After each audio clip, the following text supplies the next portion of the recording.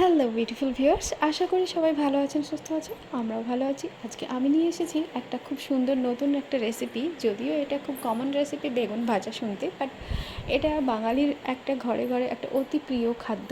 আর গরম ভাতে ডালের সঙ্গে বেগুন ভাজা অনবদ্য একটা টেস্ট আরে আর অনবদ্য একটা কম্বিনেশন। তো চলুন আজকে দেখে নেওয়া যাক আমি বেগুন ভাজাটা কেমন করে করছি। যদিও এটা আমি কেটে নিয়েছি একদম মোটা মোটা করে, একটু হাফ মুন শেপে।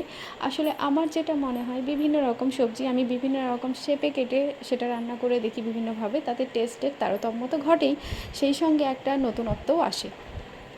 চোখেরও শান্তি, পেটেরও শান্তি। তো আজকে আমি এইভাবে কেটে নিয়েছি, আপনারাও এইভাবে ট্রাই করবেন, বা হয়তো বা অনেকেও করেও দেখেছেন এটা।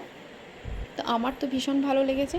আর আমি বেগুন ভাজাটা ন্যাচারালি বেশি মশলাপাতি দিতে পছন্দ করি না, মশলা দিয়েও বানিয়েছি, সব রকমভাবেই খেয়ে দেখেছি। তাতে আমি যেটা প্রিফার করি পার্সোনালি সেটা হচ্ছে খুব হালকা জাস্ট একটু নুন, লঙ্কা গুঁড়োটা এখানে আমি নিয়েছি কাশ্মীরি লাল মির্চ, যেটা শুধুমাত্র একটু কালার অ্যাড করার জন্য, আর এক চিমটে হলুদ। তারপরে ব্যাস গরম তেলে, সরষের তেলে আমি এখানে এটা এপিট ওপিট করে ভেজে নেব। একসঙ্গেই সবগুলো ভেজে নিতে হয়, কোনো সমস্যা নেই।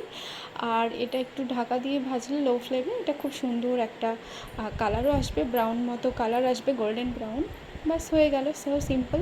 আর এটা গরম ভাতে খেতে, আবার অনেকে রুটি দিয়ে খেতেও এটা খুব পছন্দ করে, আর আসলে এটা খুব সুন্দর খেতে হয়। আপনারাও এইভাবে খেয়ে দেখবেন। আর ভিডিওটি ভালো লাগলে অবশ্যই লাইক, শেয়ার, কমেন্ট করতে ভুলবেন না। আবারও আসবো নতুন কোনো ধরনের রেসিপি নিয়ে। ততক্ষণ সবাই ভালো থাকবেন, সুস্থ থাকবেন। টাটা।